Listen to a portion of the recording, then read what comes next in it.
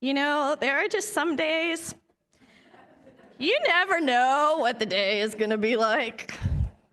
You think you have an idea, but you don't really know. Sometimes those are the most fun days, too. Well, so I'm guessing, even if before the words for all ages, that most of us are aware that there is a solar eclipse tomorrow, right? Right. And that Indianapolis is in the totality zone. You all are aware of that? Excellent, right? And hopefully you're also aware, I've been seeing this all over the place. If at all possible, you probably should not plan on driving anywhere right before or right after, because the roads are going to be packed. I saw a TikTok video this week from a woman who shared that in 2017, the 2017 eclipse, the normally 90-minute drive from Lexington, Kentucky to Cincinnati, normally 90 minutes, took their family 7 hours. So please, plan accordingly. The traffic situation is no joke. Between 1901 and 2000, there were only 71 total eclipses across the whole globe, and the next one is set to occur here in the United States, according to NASA, not until 2044, and that one will be in Montana and North Dakota, and the next eclipse to span coast to coast is slated for 2045. So this really is a very special occurrence. Combine all that with the fact that this is a longer totality. Totality means the amount of time that the moon will totally eclipse the sun. It's twice as long as it was in 2017. And this really, really is a big deal. I have a confession to make. In case you didn't already know, I'm an enormous nerd. My favorite genre for reading and watching is science fiction, and back in 2016, I may have published a paper on astrobiology as contemporary theology, looking at how life forms, how big the universe is, and as probably my favorite scientist-theologian Carl Sagan observed, if it's just us out there, that seems like an awful waste of space. Someday I hope to share a sermon with you based on that paper, updated because we know so much more now than we did in 2016. And in case that's not enough to boost my nerd credibility with you, if you've seen a car in the parking lot with the Milky Way galaxy on the hood, with a quote from Sagan on the back, that's mine. So in 2017, when I was living in Kentucky near the path of totality, close enough to easily get an Airbnb in the totality zone, I was really excited. I had always thought it would be great to see a solar eclipse. Great. I thought it would be great. And the partial eclipse was great. But for totality, I was not prepared. I was not prepared for my mind to be blown the way that it was. I was not prepared for this rush of instinctual emotion that I felt. I burst into tears before beginning to laugh almost hysterically. It was something I had never experienced before. And this giddiness and the laughter are important because I understood what was happening. I understood the science behind it, but I knew instinctually that if I did not understand, I would have been just fallen apart.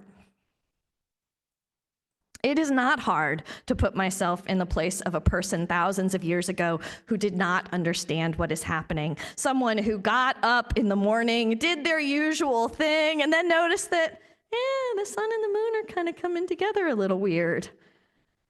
Someone who, with rising fear, watched them collide, and for a few minutes wondered if life was over. Can you imagine being on that battlefield fighting and then the eclipse? Signing a peace treaty after that is absolutely the correct response. I can't help but think about a quote from the movie Thor: Asgard, where the main character, Thor, is talking to an astrophysicist who asks if the powers Thor possesses are magic. Echoing Arthur C. Clarke, Thor responds, "Your ancestors called it magic, but you call it science. I come from a land where they are one and the same." Magic and science as one and the same. And the eclipse is a chance for us to experience both at the same time. They are not mutually exclusive. Our understanding of the universe and our place in it is still so small. We know more and more every day, but as philosopher and psychologist from the late 19th century, William James wrote, "We may be in the universe as dogs and cats are in our libraries, seeing the books and hearing the conversation, but having no inkling of the meaning of it at all." We had no idea what we would find when the Hubble telescope was launched in low Earth orbit in 1990. Not only were scientists able to better refine our understanding of how old the universe is, about 13.7 billion years, but they were startled to learn that the expansion of the universe is actually accelerating. This image you see is called the Pillars of Creation. It's of the Eagle Nebula, approximately 6,500 light years away. This is a star nursery. Gas and dust are in the process of creating new stars. From the Hubble, we also learned that black holes are at the center of most observable galaxies. Over 15,000 papers based on Hubble data have been published in peer-reviewed journals. This is just since 1990. And then, on Christmas Day in 2021, the James Webb Telescope was launched. Only this time, instead of orbiting the Earth, it is orbiting the sun. And it can look much, much farther with much more detail. And so here is the Pillars of Creation and what they look like from the Webb telescope. You can actually see the new stars forming in the dense clouds. The Webb telescope also discovered methane and carbon dioxide in the atmosphere of a fairly nearby exoplanet that's more than 8 times the size of Earth, named K2-18b, which circles a cool star 120 light years from Earth, only 120 light years, and is larger than our planet but smaller than the giant planets in our solar system. K2-18b is in what is called the Goldilocks zone, meaning that it's the right distance and temperature for water to remain liquid and thus possibly support life.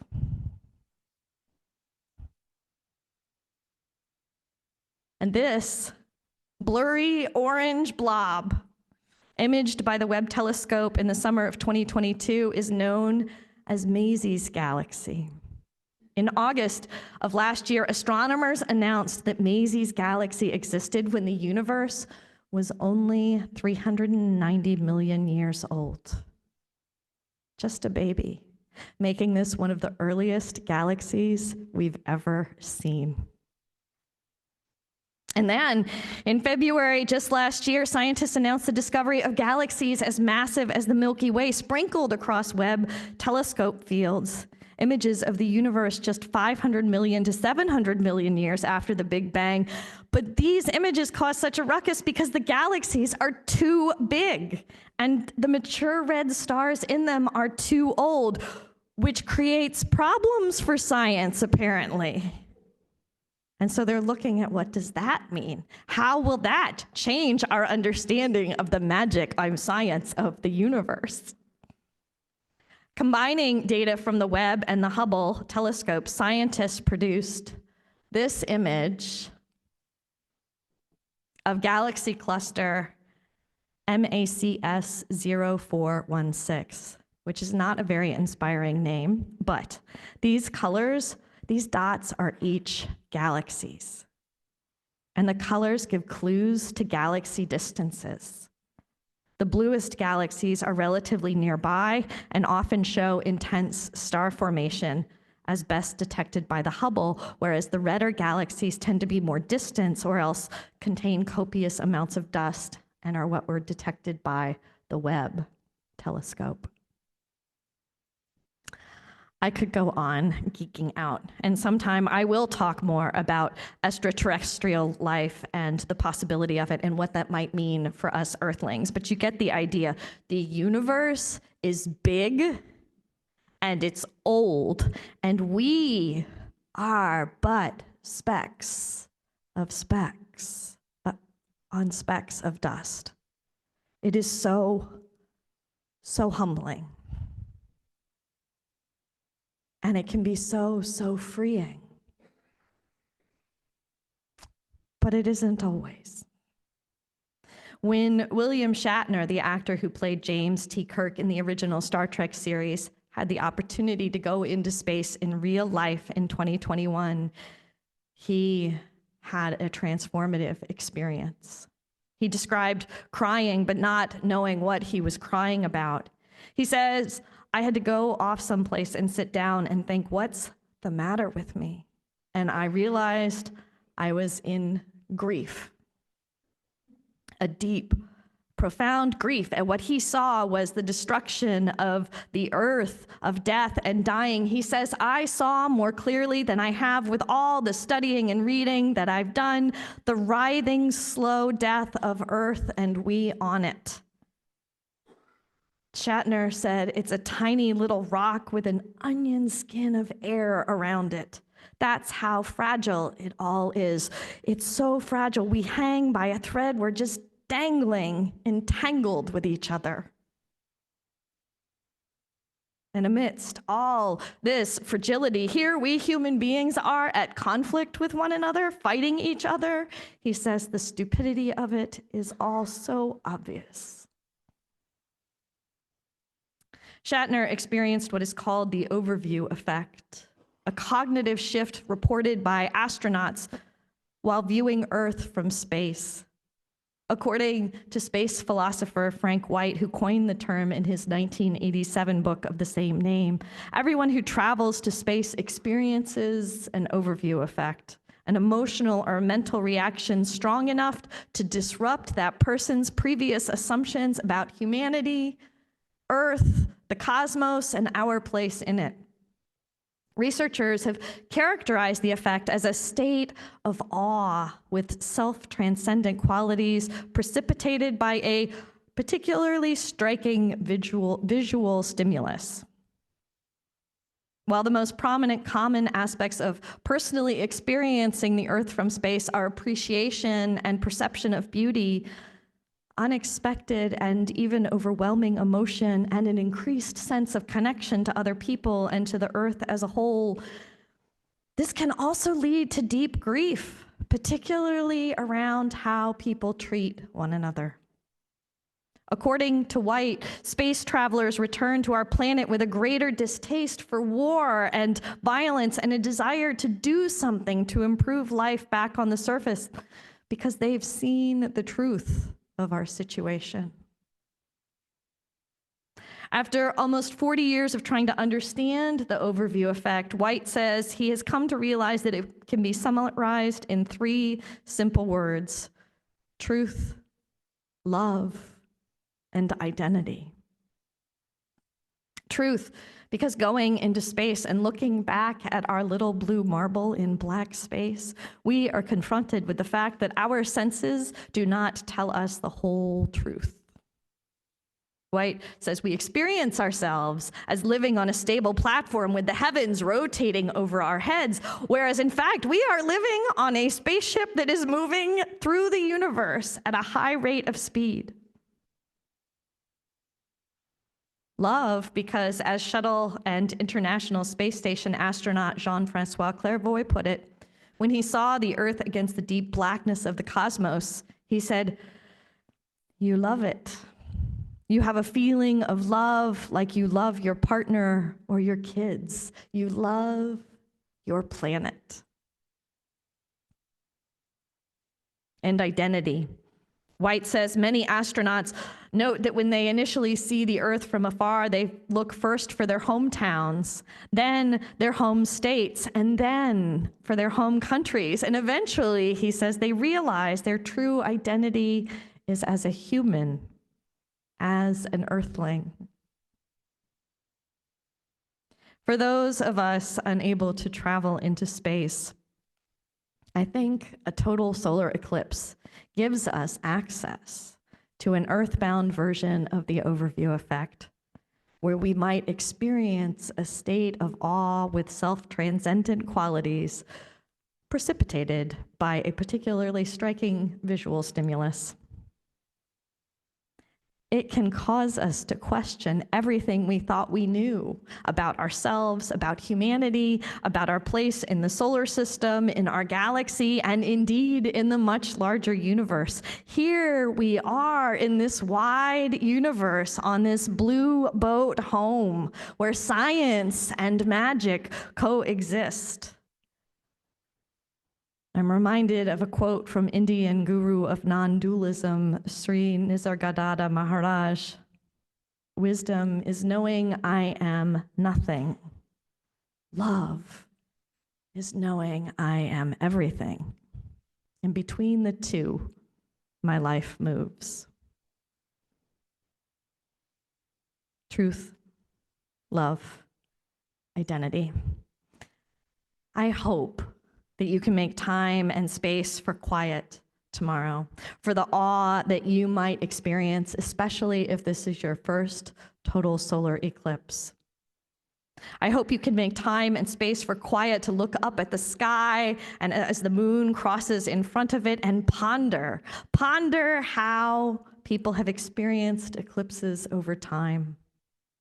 Ponder the difference or lack thereof between science and magic. Ponder how we are uniquely situated to experience total eclipses the way we do, because the sun is 400 times farther away and 400 times larger than the moon. Just the right size and distance. Ponder, and out of your heart cry wonder. Sing that we live. May it be so. May we make it so.